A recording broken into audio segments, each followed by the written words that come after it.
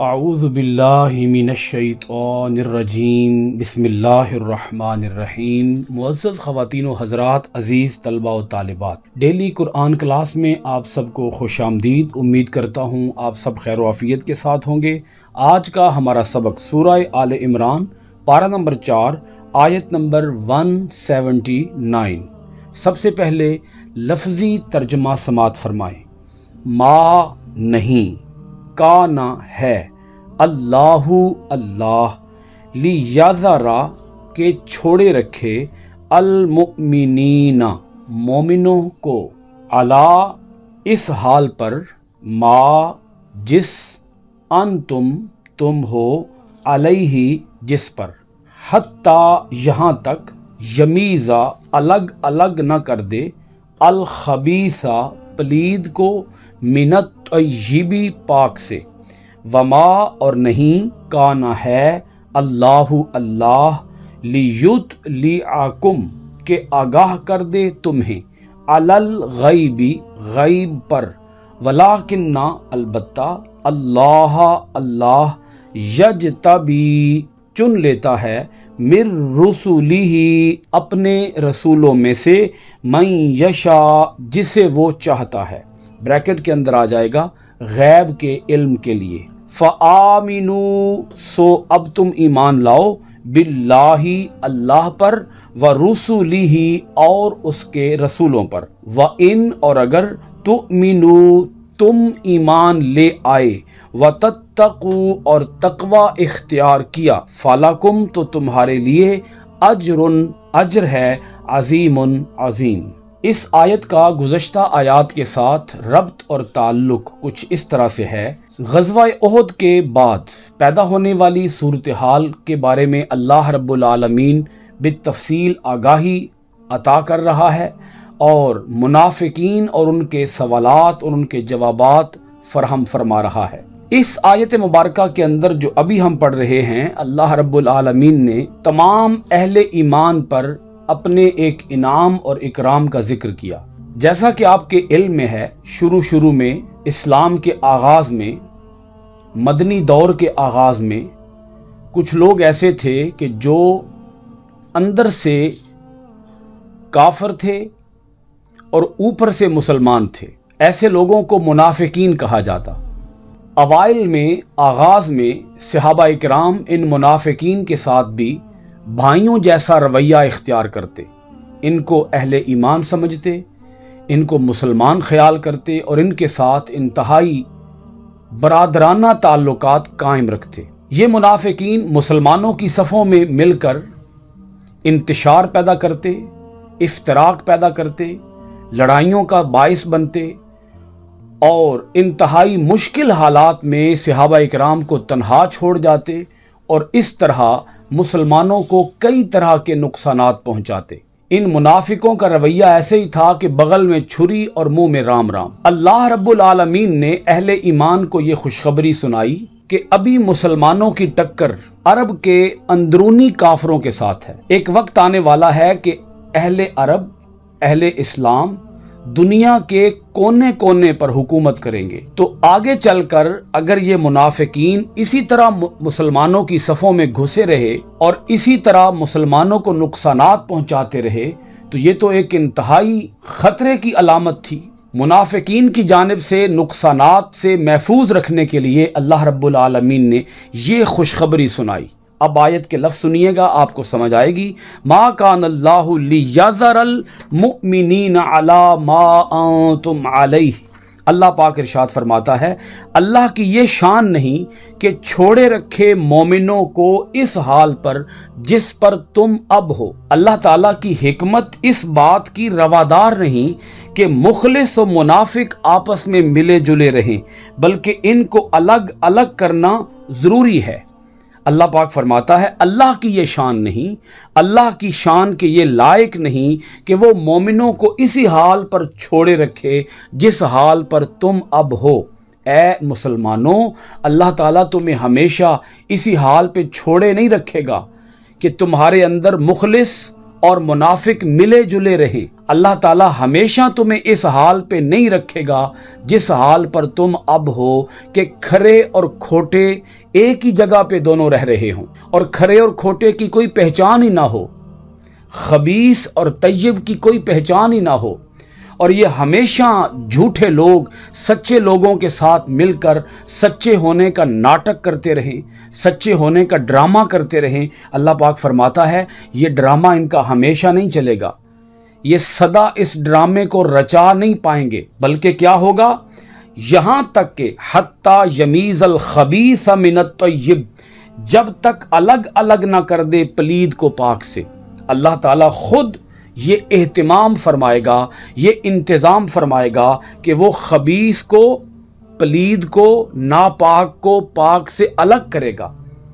अल्लाह रब्बुल आलमीन ने इसके कई तरीके कायम फरमाए, इसकी कई सूरतें बनाई अल्लाह रब्बुल आलमीन ने। मिसाल के तौर पर बसा औकात मुसलमानों को अल्लाह पाक ने किसी इम्तिहान में, किसी कड़े वक्त में, किसी इंतहाई मुश्किल वक्त में अल्लाह पाक ने मुब्तला फरमाया और इस तरह खरे और खोटे अलग अलग हो गए, क्योंकि मुश्किल हालात के अंदर जो खरे थे वो इस्लाम के साथ कायम रहे और जो खोटे थे वो अलग हो गए। जैसे भट्ठी के अंदर सोने को पिघलाया जाता है और उससे खोट अलग कर दिया जाता है, ऐसे ही अल्लाह रब्बुल आलमीन ने इम्तिहानात की भट्टियों के अंदर अहले ईमान को गुजारा, मुश्किल हालात की भट्टियों से गुजार कर अहले ईमान को अलग कर दिया और अहले निफाक को अलग कर दिया। एक इसकी सूरत यह है। दूसरी इसकी सूरत यह है कि अल्लाह पाक ने अपने पैगंबर जनाब हज़रत मोहम्मद सल्लल्लाहु अलैहि वसल्लम को गैब से मुत्तले फरमा दिया। आज इस दौर के अंदर हम में से कोई शख्स किसी मुनाफिक को बजरिया वही नहीं जान सकता, क्योंकि वही का सिलसिला ख़त्म हो गया, वही का सिलसिला मुनक़ता हो गया। आज इन मुनाफिकों की पहचान की एक ही सूरत है और वो ये है कि मुसलमानों पर कोई मुश्किल वक्त आएगा तो खरे और खोटे की पहचान हो जाएगी, क्योंकि हमारे पास गैब का इल्म नहीं है। हम या तो दलाइल के साथ या ज़ाहिरी अलामात के साथ इस बात का जायज़ा ले सकते हैं कि ये शख्स मोमिन है या ये शख्स मुनाफिक है। हतमी तौर पर हम किसी को मुनाफिक नहीं कह सकते, क्योंकि निफाक का ताल्लुक दिल से है और दिल को कोई भी नहीं जान सकता, इसलिए हमें किसी शख्स को मुनाफिक नहीं कहना चाहिए। मुनाफिक कहने की अथॉरिटी अल्लाह और उसके रसूल के सिवा और किसी के पास नहीं है। अल्लाह पाक ने इसी बात का इस आयत के अंदर जिक्र फरमा दिया, वमा कान अल्लाहु लियुत्लिअकुम अलल गैबी, और नहीं है अल्लाह की शान के आगाह करे तुम्हें गैब पर, वलाकिन्नल्लाह यजतबी मिर रुसुलिही मन यशा, अलबत्ता अल्लाह गैब के इल्म के लिए चुन लेता है अपने रसूलों में से जिसे चाहता है। अल्लाह अपने रसूलों में से जिस रसूल का इंतखाब करता है उसे इल्म अता फरमा देता है। इमाम बेज़ावी रहमतुल्लाह ताला अलैह ने एक रिवायत नकल की है कि हुजूर नबी करीम अलैहिस्सलातु वस्सलाम ने इरशाद फरमाया कि अल्लाह ताला ने मेरे सामने मेरी उम्मत, मेरी वो उम्मत जिसको मैं दावत दूंगा, और मेरी वो उम्मत जो मेरी दावत को कबूल करेगी, और मेरी वो उम्मत जो मेरी दावत को कबूल नहीं करेगी, अल्लाह ताला ने सारी उम्मत को मेरे सामने पेश किया और मुझे इल्म दिया गया कि कौन मेरे साथ ईमान लाएगा और कौन कुफ्र करेगा। इस वुसअत इल्मी पर किसी मोमिन ने एतराज़ नहीं किया, बल्कि मुनाफिकीन ने अज़राह मजाक कहा कि दावा तो ये है कि मैं हर मोमिन और हर काफिर को जानता हूँ, और हालत ये है कि हम हर वक्त आठों पहर इस रसूल के साथ रहते हैं और हमारा तो इल्म नहीं। इस पर यह आयत मुबारका नाज़िल हुई। इस आयत मुबारका से ये बात भी पता चल गई कि हुजूर नबी करीम अलैहिस्सलातु वस्सलाम को मुनाफिकीन का इल्म था, लेकिन आप हिकमत के तहत उस इल्म का इजहार नहीं फरमाते थे। इससे ये बात भी समझने को मिलती है कि इल्म का जाहिर न करना इल्म न होने की दलील नहीं।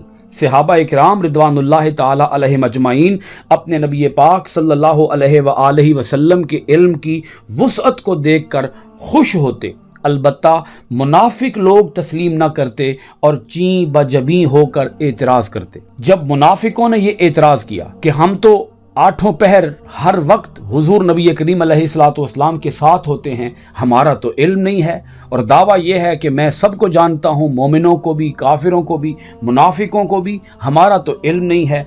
हुजूर नबी करीम सल्लल्लाहु अलैहि वसल्लम तक जब इसकी खबर पहुंची तो नबी पाक अलैहिस्सलाम मिंबर शरीफ पर तशरीफ़ फरमा हुए। अल्लाह ताला की हम्दो सना के बाद फरमाया, उस कौम का क्या हाल होगा जो मेरे इल्म पर एतराज करते हैं। इस वक्त से लेकर क़यामत तक होने वाली कोई बात पूछो, मैं यहाँ खड़े खड़े तुम्हें बताऊंगा, मैं यहाँ खड़े खड़े तुम्हें उसका जवाब दूंगा।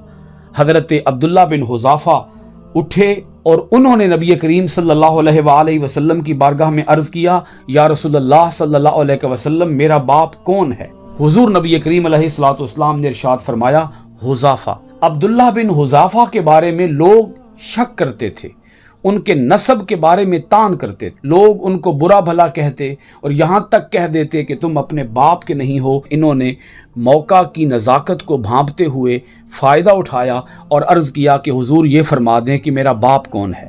नबी करीम सल्लल्लाहु अलैहि वसल्लम ने इरशाद फरमाया, तुम्हारा बाप हुज़ाफ़ा है, जिससे ये शक ख़त्म हो गया और हज़रत अब्दुल्ला बिन हुज़ाफ़ा को ये यकीन हो गया और तमाम मजलिस को, तमाम सहाबा इकराम को इस बात का इल्म हो गया कि हज़रत अब्दुल्ला बिन हुज़ाफ़ा अपने बाप के हैं और इनको नसब का ताना देना ये सरासर गलत है। हज़रत फ़ारूक आज़म रज़ी अल्लाह ताला अन्हो ने हुज़ूर नबी करीम अलैहिस्सलाम की बारगाह में हाथ जोड़ के माज़रत तलब की। हुज़ूर नबी करीम अलैहिस्सलाम ने 2 बार ये बात दोहराई कि क्या मेरे इल्म पर एतराज़ करने से बाज आओगे या नहीं आओगे। यानी आज अगर कुछ पूछना है मुझसे, इस वक्त से लेकर क़यामत तक जो कुछ मुझसे पूछोगे मैं तुम्हें वो हर बात बताऊंगा, हर सवाल का जवाब दूंगा। उस वक्त ये आयत मुबारका नाजिल हुई और अल्लाह पाक ने इरशाद फरमाया, वमा कान अल्लाहु लियुतलिअकुम अलल गैब।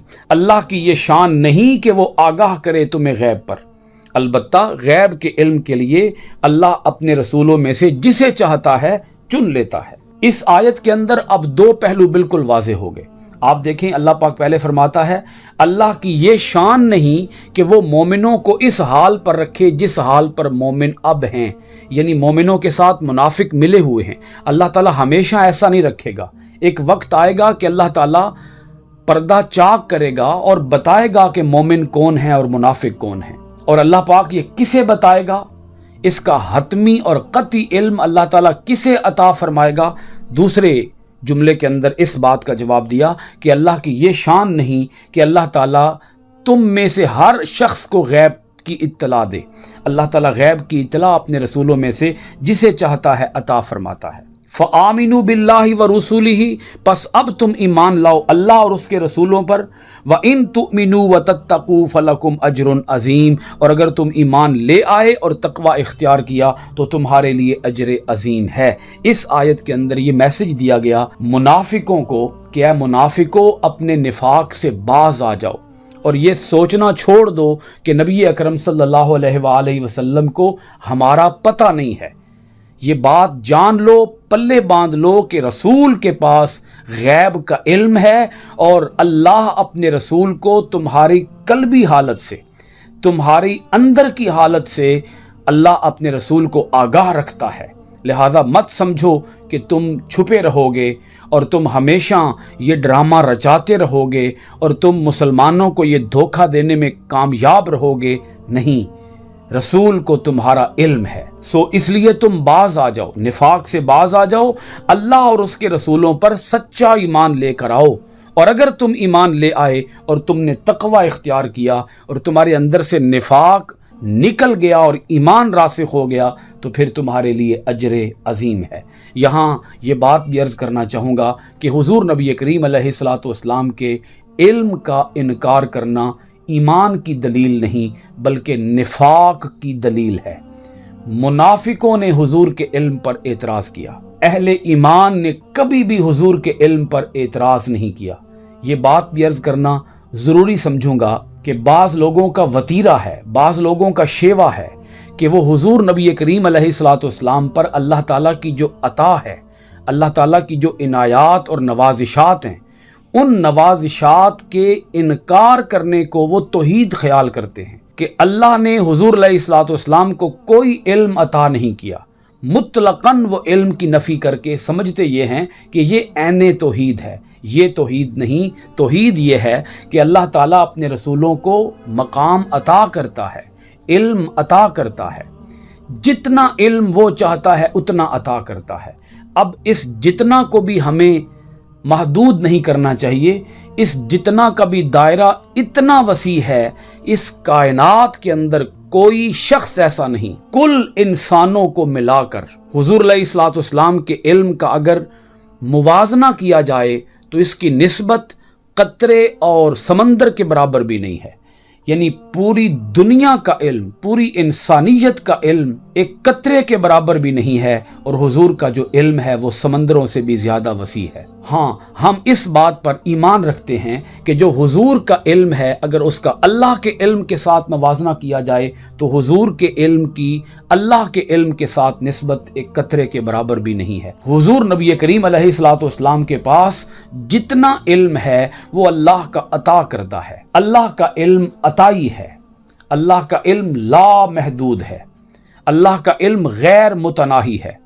اللہ کو کسی نے علم دیا نہیں ہے، اللہ کے پاس اپنا علم ہے، اور تمام نبیوں اور تمام رسولوں کے پاس، اور اسی طرح حضور نبی کریم علیہ الصلوۃ والسلام کے پاس جتنا علم ہے وہ اللہ تعالیٰ کا عطا کردہ ہے۔ اللہ تعالیٰ اپنے اولیاء کو بھی حضور نبی کریم علیہ الصلوۃ والسلام کے وسیلہ جلیلہ سے علم عطا فرماتا ہے، لیکن یہ علم اسی کو ملتا ہے جس کو حضور نبی کریم صلی اللہ علیہ وآلہ وسلم کی غلامی نصیب ہوتی ہے۔ اللہ کریم ہم سب کو سچا ایمان عطا فرمائے، کھرا ایمان عطا فرمائے۔ اللہ تعالی ہم سب کو نفاق سے پاک رکھے۔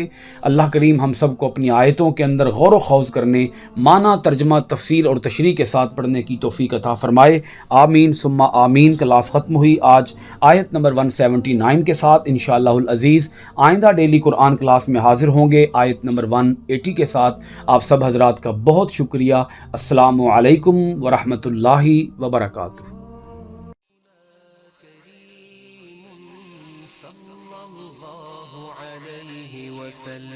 سیدنا کریم صلی اللہ علیہ وسلم، سیدنا کریم صلی اللہ علیہ وسلم، سیدنا کریم صلی اللہ